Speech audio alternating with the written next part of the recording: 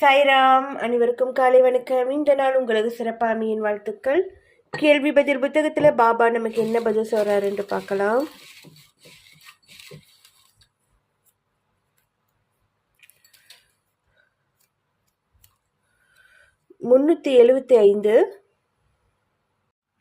பாபாவின் பதில்: எதையும் உடனடியாக தீர்மானிக்காதீர்கள், சிக்கலில் மாட்டிக்கொள்வீர்கள், ஸ்ரீ சாயை நினையுங்கள் அப்படின்ட்டு பாபா சொல்லியிருக்கிறாரு. எந்த காரியம் செய்தாலும் ஒரு முறைக்கு சில முறை யோசிச்சு அப்புறம் முடிவெடுங்க. நமக்கு வேண்டியவர்கள் நம்மளுடைய பெரியவர்கள்கிட்ட ஆலோசனை கேளுங்க, அப்படியே செய்யுங்க. உடனே முடிவெடுத்து சிக்கலில் மாட்டிக்க வேண்டாம். நமக்கு 1008 பிரச்சனைகள் இருக்குது, புதுசாக ஒரு பிரச்சனையும் தேவையில்லை. பாபா கிட்ட கேளுங்க, முறையிடுங்க.